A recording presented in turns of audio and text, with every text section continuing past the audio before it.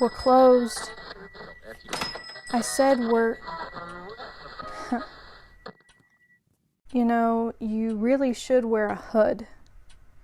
Ears like that would get you killed around here. You know exactly what I mean. What's an elf like yourself doing in this neighborhood? Obviously you want something. You're in my shop.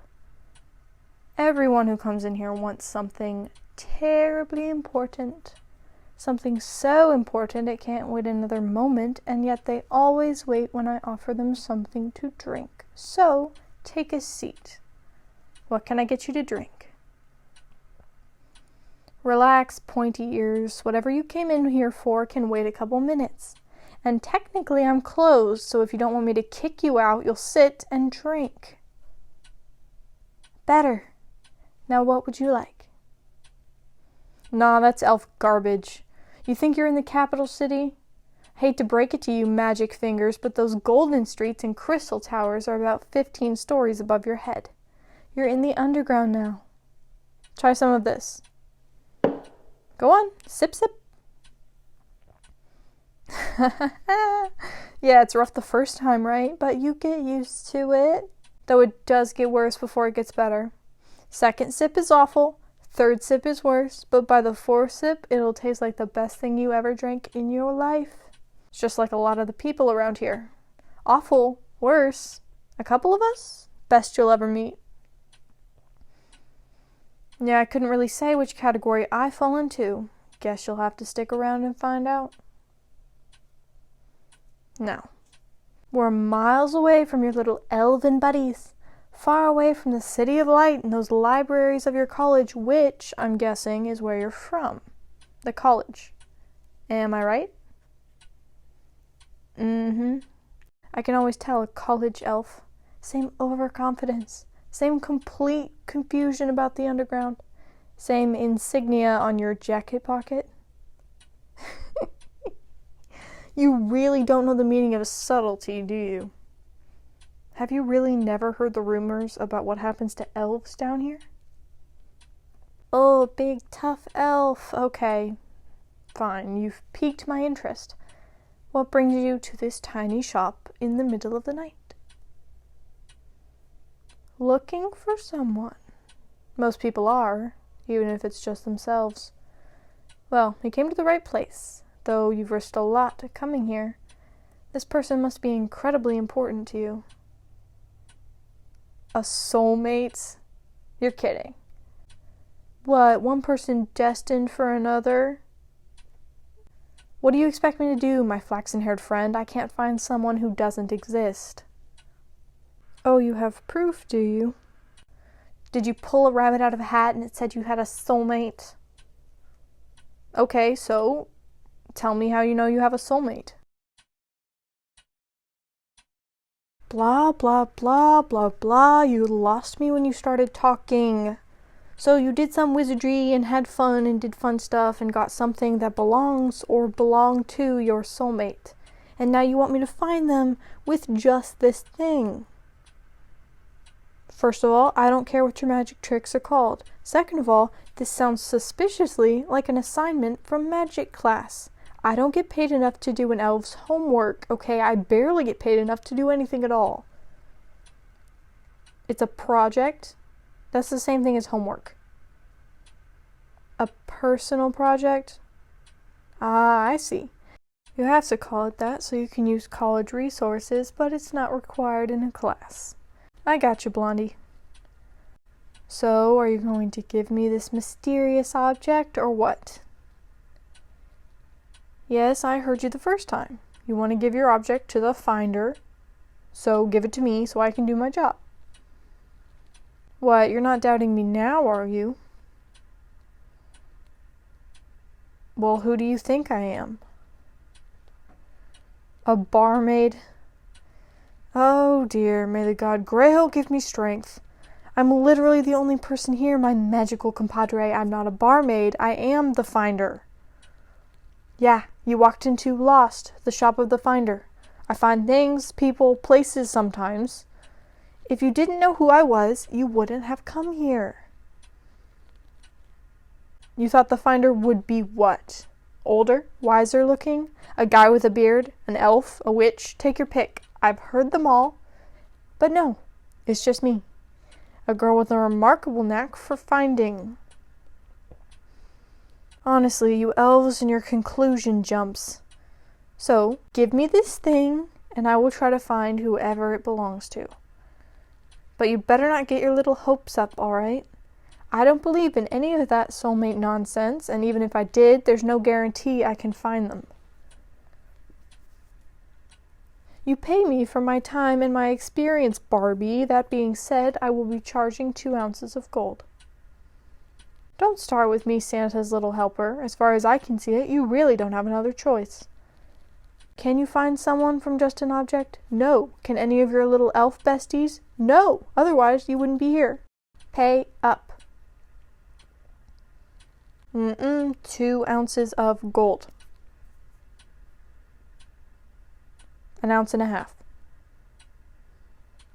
1.25 ounces. Done. Thank you. Now, what is this object of your soulmates? A notebook. Oh, excellent. I can see handwriting samples. That's always helpful. Come now, bring it out. Let me see. Okay, what do we have here? Pretty standard looking notebook, average size. Looks pretty worn and well used. Have you opened it up? Is there anything written inside? No, you wanted to wait.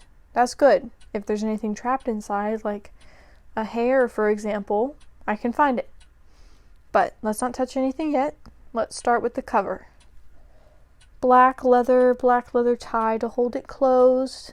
Looks like a dragon tears pearl flake on the front. That's interesting. Well, I hate to break this to you, buddy, but overworlders don't use dragon tear pearls, let alone the flakes.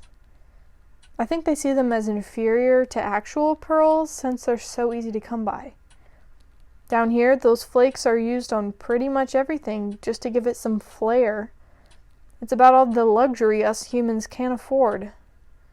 Whoever this notebook belongs to is either a very poor elf who lives or shops down here, or a human. You got a problem with that? Right, you'll love them either way. Blech. Elves and their stupid ideas of love and romance. No, as a matter of fact, I do believe in love. But I think that love is something that needs to be grown and nurtured. It's less hearts and rainbows and more working through real issues together as a team. So I don't believe in love at first sight or soulmates. I believe in hard work. Speaking of hard work, see this crease right here on the side? That means this notebook has been in someone's pocket. A lot. Like nearly every day. But not a back pocket or something tight, a loose pocket, like on an apron. But there's no evidence of food or spices or anything, so maybe not one used in the kitchen. Probably a work pocket. Like a craftsman would use. Like the pockets of my apron. Here, see? Big enough to hold a notebook of that size. Actually, I usually have a notebook in mine, but I lost it a couple days ago. I think that's all we can find from the cover, but don't be discouraged. That's a lot. We've narrowed down pretty much everyone on the overworld, which is a significant step. That's like several 100,000 people you can rule out. And a work apron narrows it down even more. But I think we need to open it up to get the handwriting. Let me just untie the tie and open it up to the first page. Okay, first page is blank. That's not a good sign. Most people write their names on the first page. I don't understand it, but they do. Oh, I don't see why it's necessary to write your name. Yes, even if you lost it. I mean, if a notebook holds important information, and you lose that notebook, that's really your fault for being that careless. And if it's sensitive information, it would be better for whoever finds it to not know who you were, right? If they read all this personal stuff about you and then saw your name and returned it, a total stranger would not only know your name, your face, but all this personal information about you. That's just dangerous. Still, it would be helpful in this case. But at least you know your soulmate has good standards for notebook personalization. Huh. These pages are thick. Well, that's something. It means it's not just any old notebook. The weight of this paper looks more professional. It feels to me like an artist's notebook. Like professional drawing paper. Not by overworld standards, but down here we take what we can get. Sketchbooks are hard to come by and a luxury, really. Which is why I was so miffed when I lost mine. They might not be overworld quality, but they're not cheap. Of course, it means your soulmate is an artist. So that's a plus, right? You elves like all that artsy stuff. Oh, yeah, I do a little sketching for paintings. I like to have a notebook on me in case I get an idea. You never know when you're going to be hit with inspiration. Well, yeah. See that mural over there on the wall behind the shelves? Yeah, I did that. I paint a lot of murals down here, just for fun. The walls down here are pretty much up for the taking. When I was little, I used to dream about painting for overworlders. A friend of my father's used to paint and sell his painting to an elf. The elf claimed the paintings as his own and made a lot of money selling them in the overworld, as if he'd painted them. Human artists don't stand a chance in the overworld. He figured out a way to beat the system. It might not seem fair to you, but it kept his family fed and his passion alive. I admired him for a long time. Until he was caught and killed. The punishments are harsh around here for tricking elves, and his little overworld friend was happy to let him take the fall. All that to say, I'm kind of an expert on drawing paper. That being said, let's see what's on the next page. See, haha, I was right, a sketch. Let me pull the light closer. Dark green ink, that's typical. The ink's cheap and easy to draw with. Smooth lines, someone's used to working with their hands. And how did you get this? You heard me. How did you get this? Tell me exactly what kind of sorcery you did. What does the spell do exactly? Any object that you can use to identify them? It just take something random? How does it work? You have to know more. You cast the thing. Because that's my sketch. That's from a mural I was planning months ago. Look here, the next couple pages.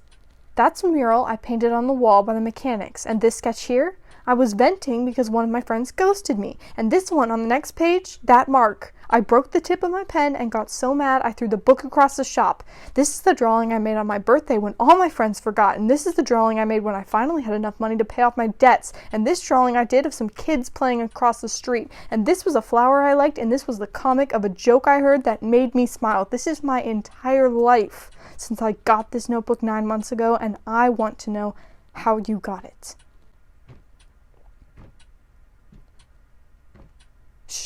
Shut up.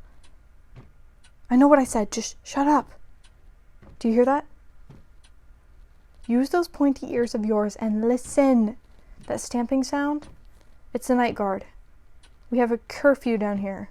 A curfew your soldiers enforce. If they find you here, they'll start asking questions and I will be in huge trouble. You need to go before they get here. Here, take this cloak, hide your ears. I don't know whether or not you'd get in trouble if a guard sees you, but I'm sure you don't want to risk your precious life at the college, so hide your ears, keep your head down, don't look anyone in the eye, and take the fastest route back to the upper city. And if anyone bumps into you, apologize and walk away. Do not pick any fights. You get it? Good. Now go. No, the notebook stays with me. It's mine, after all. Look, you need to go. But I'll meet you at the elevator tomorrow at 4. And you'd better have every last detail about how you managed to magically teleport my notebook out of my pocket. Do I make myself clear? Good. Now go. Yeah, whatever. It was nice to meet you too.